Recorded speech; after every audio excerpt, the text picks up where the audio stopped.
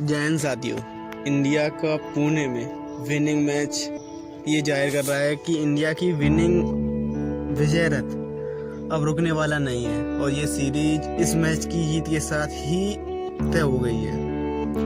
और इंडिया की what a performance in a lower batting, और या फिर यूं कहिए कि हर्षित राणा का डेब्यू सभी एकदम शानदार हुए। जैन साथियों, आज हम इसी टॉपिक पर बात करने वाले हैं।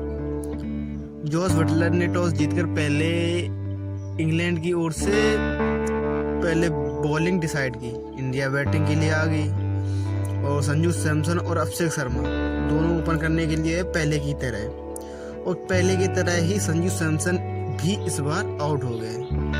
इत्तेफाक से ये हुआ कि तिलक वर्मा आते ही आउट हो गए और फिर अगली ही बॉल पर, या फिर यूं कहिए कि इसी ओवर में सूर्य कुमार यादव भी आउट हो गए।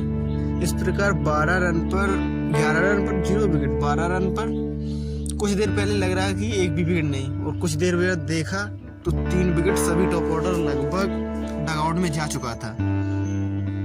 अब पूरी जिम्मेदारी अभिषेक शर्मा और रिंकू सिंह की इस मैच में वापसी हुई।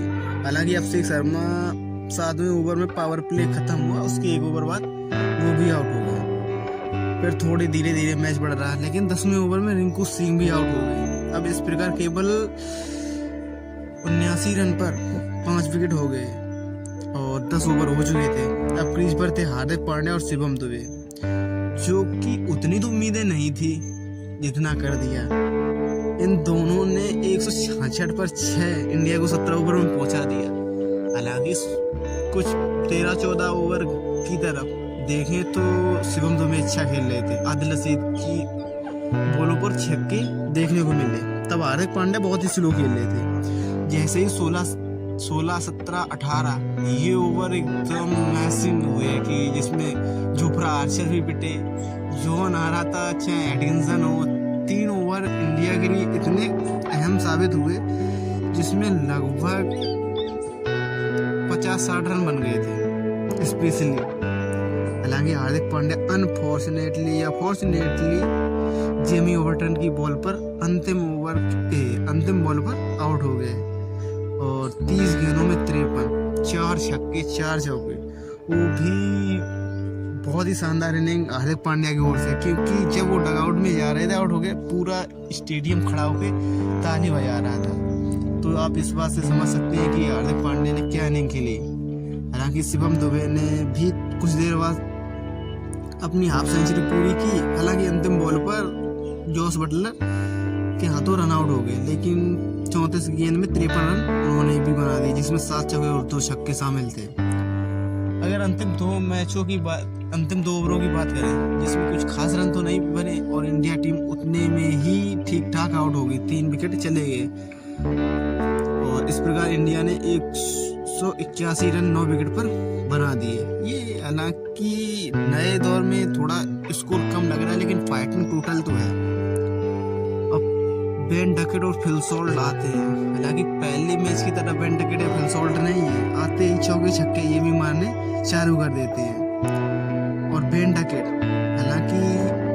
डकेट को रवि बिश्नोई ने आउट किया, जो कि अच्छा किया। उन्होंने केवल 19 गेंदों में 39 रन, लगभग 205 की स्ट्राइक रेट से 7 चौके और 1 छक्का मार दिया। हालांकि डकेट पूरा विकेट खोलने वाले थे। और फिर फिल सॉल्ट भी कुछ ही देर बाद आउट हो गए अक्षर पटेल की बॉल पर। फिर कुछ देर बाद जॉस बटलर, ये 3 बैक टू बैक झटके लगे। सो कहीं ना कहीं इंडिया एक बार फिर से मैच में वापस आ गया। वरना अभी अगर फिल सॉल्ट और बेन डकेट को देखें तो इंडिया पीछे हो गई थी।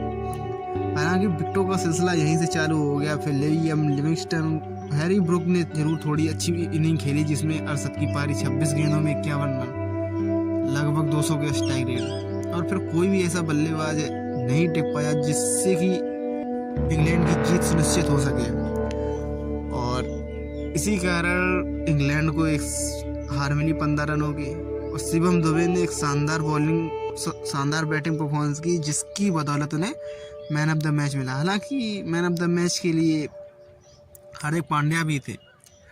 शिवम दुबे जब इंजर्ड हो गए तो उनकी जगह हार्दिक पांड्या सब्स्टिट्यूट प्लेयर के लिए आए। उन्होंने 3 विकेट गिराए जो कि शायद मैच का की फैक्टर था। रवि बिश्नोई ने इस बार 3 विकेट लिए। वरुण चक्रवर्ती का लास्ट ओवर काफ़ी स्पेशल था। हालांकि हार्दिक पांड्या से एक ही ओवर कराया गया, अर्शदीप ने 1 लिए और इस प्रकार पूरी टीम को 166 रन पर और पूरे 20 ओवर भी नहीं खेल पाई और पूरी टीम डगआउट में बैठ चुकी थी और इस प्रकार इंडिया ने पुणे